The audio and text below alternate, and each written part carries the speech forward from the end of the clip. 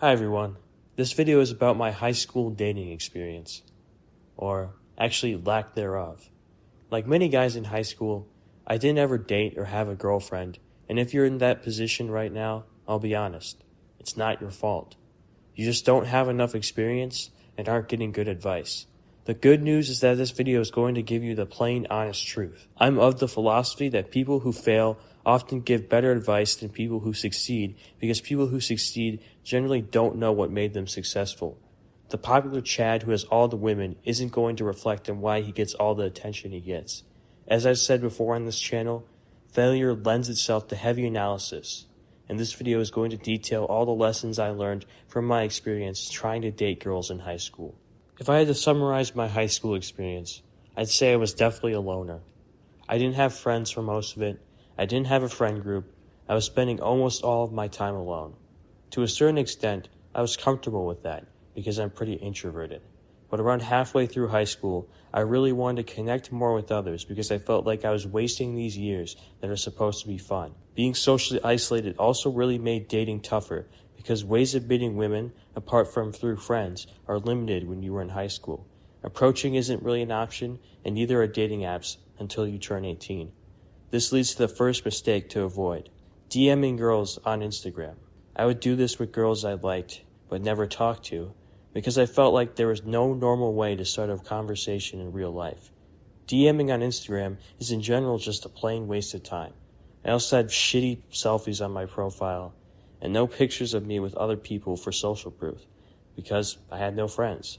Women are much more likely to say yes to a guy who approaches them in real life. What makes doing it in a high school context so bad is that word gets around very quickly. If you DM a girl, almost certainly she is showing it to her friends. I know this based on personal experience, trust me. This leads into the second mistake to avoid: poisoning of the well. This is undeniably a real thing, and it's at its purest form in high school. Word will spread around quickly if you hit on too many girls and get rejected. And girls are kind of a hive mind. If they see other girls don't want you, they aren't going to want you either. I remember DMing this girl I liked on Instagram and getting blocked, and then, not too much later, being openly and blatantly mocked by a friend in the hallway. In most other situations, I wouldn't tell you to be cautious. I think fear will only hurt you in most cases. If you're approaching women in public, then you should have no fear of poisoning of the well, because most likely you're never going to see that girl again. However, high school is obviously different. Be cautious and tactful. The third mistake to avoid is having a one-itis.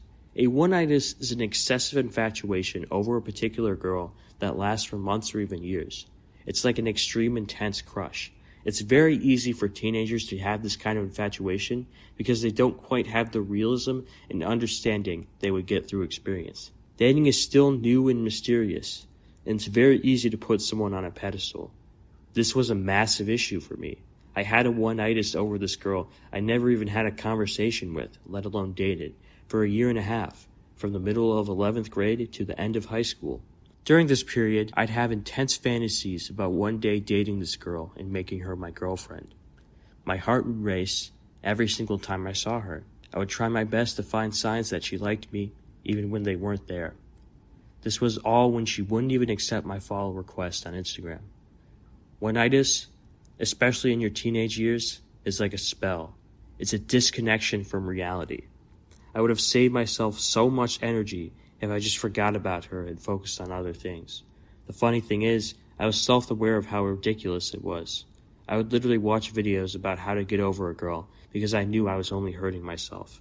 If you're currently in high school and you have a one-itis, or if you're any age and have a one-itis, here's how I got over it. Talking to other girls. I remember the exact moment I got over the girl I had a crush on, and it was when I got into a flirty conversation with a woman on Instagram after I graduated high school, who later ended up blocking me because she had a boyfriend. Something just rewired my brain and made me decide I didn't care anymore, that I was free. I don't get crushes anymore in this sense of intense infatuation because I realized that there are women all around me that I could go for. So why would I focus on a girl who realistically doesn't want me when there is a woman who does out there, somewhere, that I just have to find? This probably isn't going to fix the mindset of anyone who's currently struggling with one-itis and watching this. It's something that you learn from experience for the most part. The fourth thing to avoid is putting pressure on yourself and drawing conclusions. In high school, I thought I was a massive loser. The idea of dating and having a girlfriend felt like a far-fetched fantasy, not an achievable goal. I also put pressure on myself to date before high school ended. In my last 2 years, I felt like I was running out of time, that I had to make things happen quickly, but I didn't know what to do. I felt so stuck.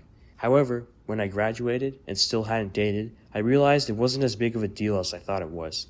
In fact, dating becomes much easier after leaving high school, at least in my experience, by virtue of the fact that there are so many more opportunities at your disposal, so many more options, different ways to meet women. You aren't limited to this small little social ecosystem anymore. A few months after high school, back in September, is when I first started to date. And by the way, I still haven't gotten a girlfriend or lost my virginity, but I'm miles ahead of where I was before. From one young virgin to another, it gets better, I promise. Or maybe I've just started to successfully cope, who knows. High school is a place where if you don't fall into a very specific mold, you'll feel marginalized, especially in dating. Not internalizing the necessary red pill and maybe a few black pill concepts is the fifth mistake. I would consider myself red pill, and I didn't become a red pillar until the beginning of my senior year. Knowing these truths right off the bat will make things easier to cope with, not harder. I know everyone says you're better off not watching this kind of content, but it'll make it a lot less devastating when you see the red pill manifest in real time. When you notice that's all the tall, high-status athletes with girlfriends and the rest of the guys are getting nothing. When you notice that some guys don't have to do much of anything, get hit on constantly by women that you would kill to have hit on you in the same way. When you notice that women who are objectively on your level don't want you. If I was red-pilled from the beginning, I wouldn't have expected my attempts to find a girlfriend to work. It wouldn't have hurt as much. I'm not confused when I see any of this stuff anymore. It also makes dating a lot easier when you talk to other guys who are in the same situation as you and can trade notes. So if any of you, of any age, are struggling, DM me on Instagram. It's linked on my channel profile. Finally, the last mistake to avoid is getting emotionally attached in a long-term relationship. This is the only one that isn't based on my personal experience because I didn't date in high school. The stupidest thing I see teenage boys do is get emotionally invested with their high school girlfriend. I'll be honest with you, those relationships are meant to end. Also, just think about it logically. If you're a 16-year-old boy and you're quote-unquote seriously dating a 16-year-old girl, your emotional state is based on a teenage girl keeping her word and knowing what she wants. You obviously can't expect that of her. One day she might wake up and decide she doesn't like you anymore. You just have to accept that. This applies to all young women, honestly. College girls are like this too. I know this based on personal experience. This might even apply to all women. Look at how many divorces are initiated by women. Anyways, thanks for watching. This video is not the highest quality.